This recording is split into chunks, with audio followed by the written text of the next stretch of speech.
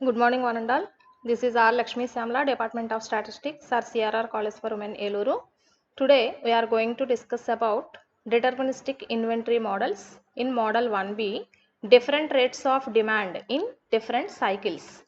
Already మనం previous క్లాస్లో deterministic inventory మోడల్స్లో మోడల్ 1A గురించి నేర్చుకున్నాము.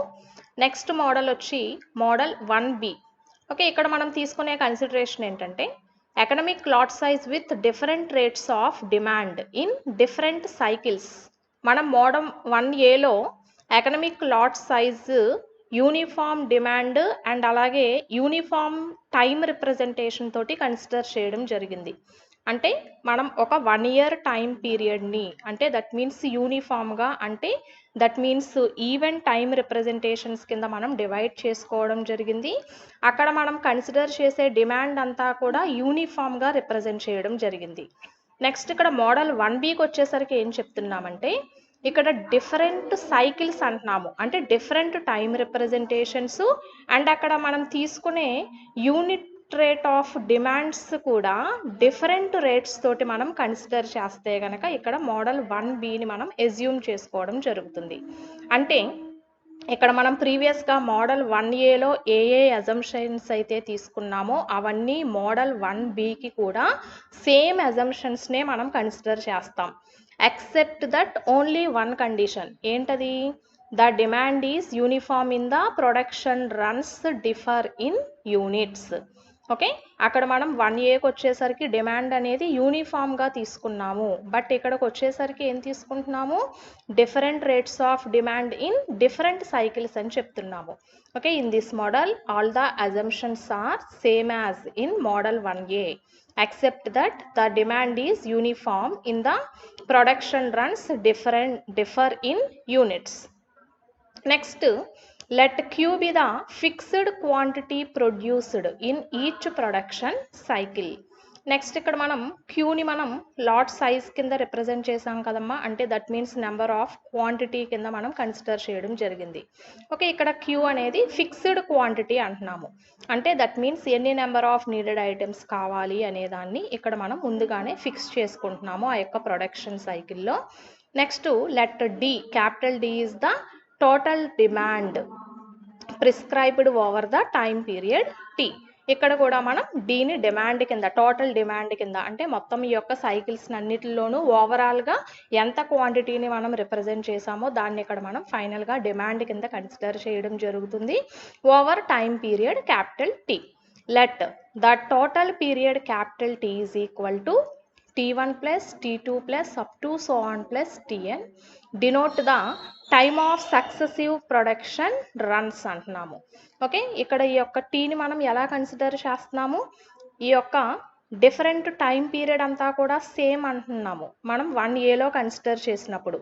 అంటే మొత్తం ఓవరాల్గా ఏ యొక్క సైకిల్ తీసుకున్నా కూడా ఈవెన్ టైం రిప్రజెంటేషన్ తీసుకున్నాం కాబట్టి అక్కడ మోడల్ 1Aలో ఎక్స్ యాక్సిస్ మీద ఓన్లీ స్మాల్ టీని కన్సిడర్ చేయడం జరిగింది.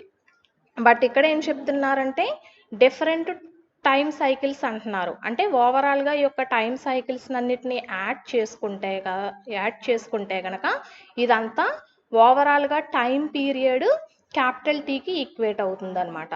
Next where n is the number of production runs అంటున్నాము, అంటే సచ్ దట్, అంటే ఎన్ని number of time period cycles కింద మనం డివైడ్ చేసామో ఆ యొక్క ఒక్కొక్క సైకిల్ని కూడా ఒక్కొక్క రన్ కింద డివైడ్ చేస్తున్నాము అండ్ వాటిని ఎన్ని నెంబర్ ఆఫ్ రన్స్ అయితే ఉన్నాయో వాటిని అన్నిటినీ కూడా ఎన్ నెంబర్ ఆఫ్ ప్రొడక్షన్ రన్స్ కింద కన్సిడర్ చేస్తున్నాం. అంటే that means T is equal to T1 plus T2 plus up to so on plus Tn is equal to 1 year అవుతుంది. ఓకే, నెక్స్ట్ దీన్నే మనం ఇక్కడ గ్రాఫికల్గా రిప్రజెంట్ చూపించినట్లయితే చూడండి, ఇంతకుముందు మనం మోడల్ 1Aకి వచ్చేసరికి ఇక్కడ ఎక్స్ యాక్సిస్ మీద టైం రిప్రజెంటేషనే తీసుకున్నాము, బట్ ఇదంతా కూడా ఓన్లీ స్మాల్ టీ తోటి ఇండికేట్ చేస్తాము. బట్ ఇక్కడికి వచ్చేసరికి మనం ఏం చెప్తున్నాము? డిఫరెంట్ టైం సైకిల్స్ అంటున్నాము.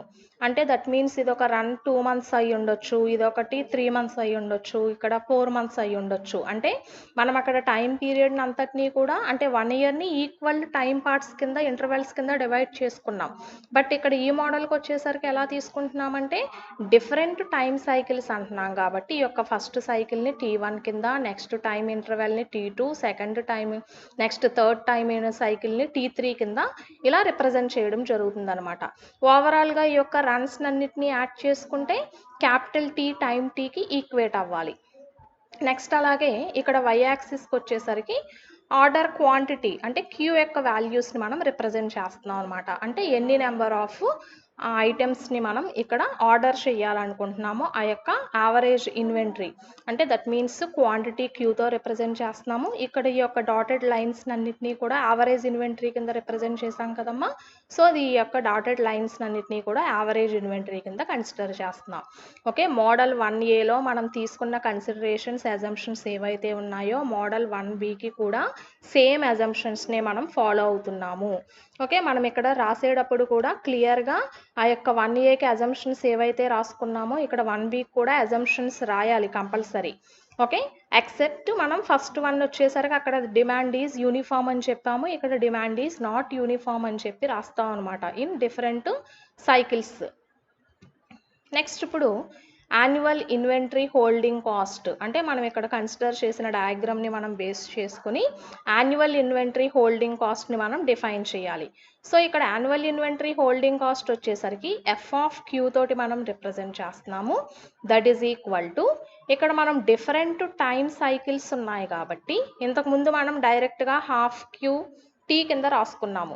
బట్ ఇక్కడికి వచ్చేసరికి ఏం తీసుకోవాలి, డిఫరెంట్ టైం సైకిల్స్ రిప్రజెంటేషన్ ఉన్నాయి కాబట్టి ఫస్ట్ సైకిల్ అంటే దట్ మీన్స్ ఈ యొక్క ఫస్ట్ ట్రయాంగిల్ తీసుకుందాము.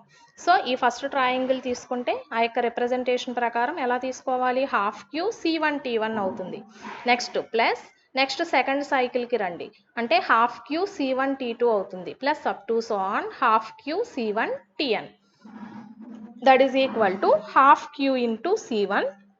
ఇందులో యొక్క టైం సైకిల్స్ అన్నిటినీ కూడా రాసుకుంటే కనుక హాఫ్ క్యూ C1 అనేది కామన్గా ఉంది కాబట్టి మిగిలిన T1 T2 ఈ యొక్క వీటిని అన్నిటిని యాడ్ చేసుకొని రాసుకుంటే అగైన్ ఇంతకుముందు మనం ఏం తీసుకున్నాం representation capital T is equal to T1 plus T2 plus up to so on T plus Tn is equal to 1 year అనుకున్నాము.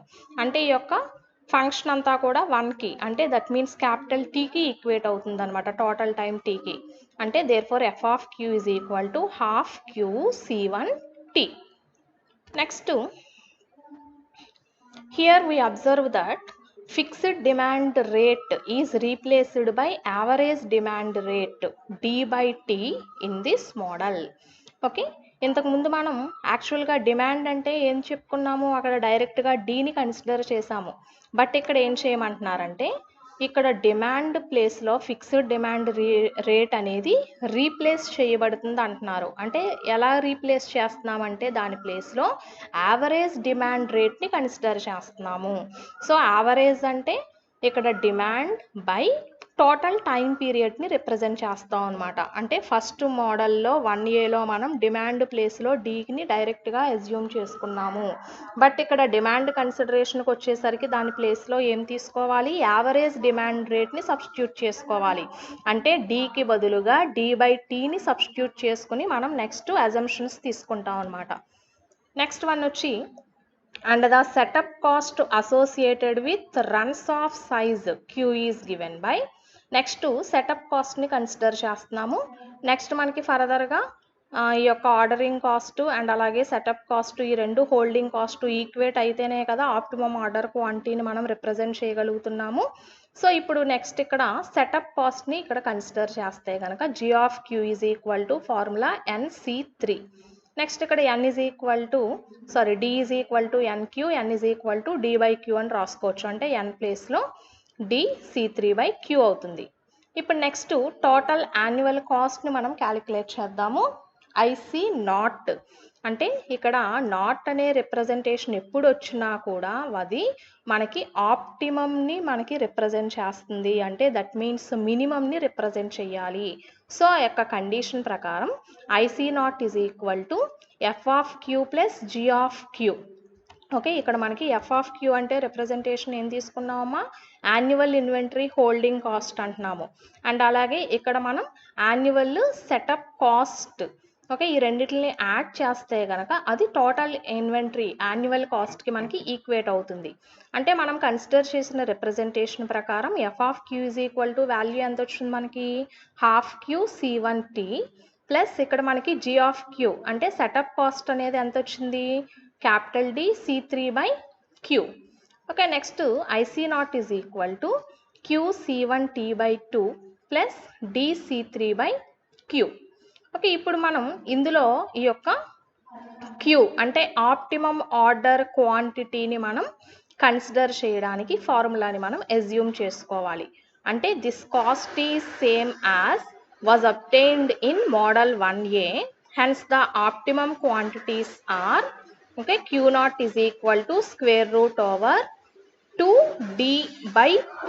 అంటే ఇక్కడ D ప్లేస్లో ఎంత రావాలంటున్నాము, D/Tని తీసుకోమంటున్నాం కదా, C3/C1. ఆల్రెడీ ఇక్కడ మనం మోడల్ 1Aలో మనం ప్రూవ్ చేసాము. ఆప్టిమమ్ ఆర్డర్ క్వాంటిటీ Q0కి మనం ఫార్ములాని డిరైవ్ చేయడం జరిగింది. సో ఆ యొక్క ఫార్ములాని ఇక్కడ కన్సిడర్ చేస్తున్నాము. అంటే Q0 is equal to square root over 2D/ అంటే DC3/C1. బట్ ఇక్కడికి వచ్చేసరికి మనం ఏమి అజ్యూమ్ చేసుకోవాలి, D ప్లేస్లో D/T రావాలి మనకి. ఓకే, ఇప్పుడు IC0 is equal to ఈ యొక్క ఫార్ములాలో Q ప్లేస్లో Q0ని సబ్స్టిట్యూట్ చేసి రాసుకుందాము. ఓకే, Q ప్లేస్లో ఆప్టిమమ్ ఆర్డర్ క్వాంటిటీని మనం కన్సిడర్ చేయాలి కాబట్టి Q ప్లేస్లో Q0ని సబ్స్టిట్యూట్ చేసి తీసుకుందాము. అంటే ఫార్ములా ఏమవుతుంది, IC0 is equal to Q0 C1T/2 plus DC3/Q0 అవుతుంది. సో ఇప్పుడు దాని ప్రకారం that is equal to Q0 అంటే ఇంతకుముందు మనం కన్సిడరేషన్ ఎంత తీసుకుంటున్నామమ్మా, square root over 2D/T C3/C1, 2D/T C3/C1 C1T whole divided by 2 plus next DC3/Q0. Again Q0 అంటే ఇక్కడ మనకి ఆప్టిమమ్ ఆర్డర్ క్వాంటిటీని రిప్రజెంట్ చేస్తుంది. అంటే దాని ప్రకారం ఇక్కడ మోడల్ బిలో ఏం చెప్తున్నాము, డిమాండ్ D ప్లేస్లో D/Tని మనం రీప్లేస్ చేయాలి. యావరేజ్ టైం రిప్రజెంటేషన్ తోటి మనం తీసుకోవాలని చెప్పుకున్నాం కాబట్టి square root over 2D/T C3/C1 substitute చేసాం. నెక్స్ట్ దీన్ని సింప్లిఫై చేద్దాం. స్క్వేర్ రూట్ ఓవర్ 2DC3 ఈ టీని డినామినేటర్ కిందకి తీసుకొస్తే కనుక TC1 into C1T/2 plus DC3 square root over 2DC3 ఈ యొక్క టీని ఇక్కడ డినామినేటర్ కిందకి రాసుకుంటే C1T. Next that is equal to square root over 2DC3 into C1T/2 into next ఇక్కడ ఈ యొక్క ఫంక్షన్ డినామినేటర్లో రాస్తే రూట్ C1T అని రాసుకోవచ్చు కదా. నెక్స్ట్ ప్లస్ ఇక్కడ డినామినేటర్లో ఉన్న ఫంక్షన్ని న్యూమరేటర్లోకి కన్వర్ట్ చేద్దాం. అంటే square root over C1T into DC3 square root over 2DC3. Next that is equal to DC3 C1T. ఇక్కడ ఒక 2 ఉంది, దీన్ని స్క్వేర్ రూట్ 2 ఇంటూ రూట్ 2 అని రాసుకుంటే కనుక ఇక్కడ ఒక రూట్ 2 ఇక్కడ ఒక రూట్ 2 క్యాన్సిల్ అయిపోతుంది కనుక ఇక్కడ మనకి డినామినేటర్లో రూట్ 2 ఉంటుంది plus root over C1T DC3 square root over 2DC3. Next that is equal to ఇక్కడ రూట్ ఓవర్ మొత్తానికి అప్లై చేస్తే కనుక DC3 C1T/2 plus square root over C1T DC3/2. Okay, ఈ రెండు సేమ్ టర్మ్స్ కాబట్టి ఈ రెండింటిని యాడ్ చేసుకోవచ్చు కదా. So that is equal to 2 into square root over DC3 C1T/2. Next again ఇక్కడ 2ని మళ్ళీ రూట్ 2 ఇంటూ రూట్ 2 అని రాసుకుంటే ఇక్కడ ఒక 2 ఇక్కడ ఒక రూట్ 2 క్యాన్సిల్ అయిపోతే ఫైనల్గా రూట్ 2 ఇంటూ DC3 C1T. అంటే therefore IC naught is equal to square root over 2D C3C1. ఇక్కడ టీ అనేది 1 ఇయర్ కింద మనం కన్సిడర్ చేస్తున్నాం కాబట్టి టీ ప్లేస్లో 1ని సబ్స్టిట్యూట్ చేసుకుంటాం అనమాట. సో ఇది మనకి ఓవరాల్గా ఈ యొక్క వాల్యూ మనకి దట్ మీన్ మినిమం అవ్వాలి అంటే గనక దానికి final formula IC naught is equal to square root over 2D C3C1. Again ఇప్పుడు వరకు మనం చెప్పుకున్న ఆల్రెడీ యొక్క ఫండమెంటల్ సిచ్యువేషన్ని మళ్ళీ మనకి ఇక్కడ గ్రాఫికల్గా రిప్రజెంట్ చేయడం జరిగింది.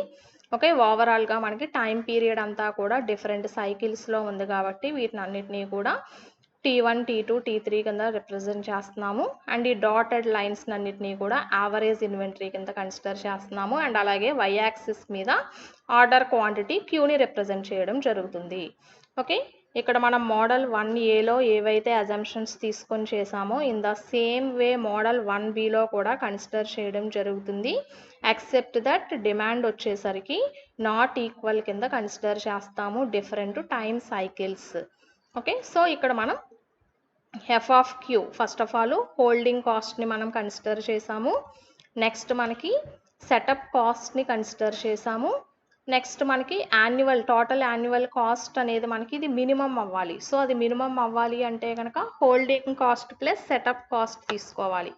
సో ఈ రెండిటిని కూడా మినిమం ఆర్డర్ క్వాంటిటీ ద్వారా రీప్లేస్ చేయడం ద్వారా ఈ యొక్క టోటల్ యాన్యువల్ కాస్ట్ అనేది మినిమం అవ్వాలి.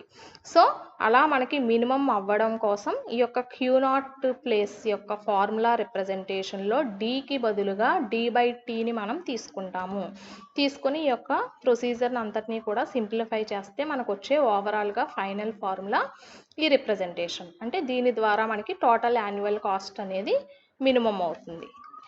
Thank you.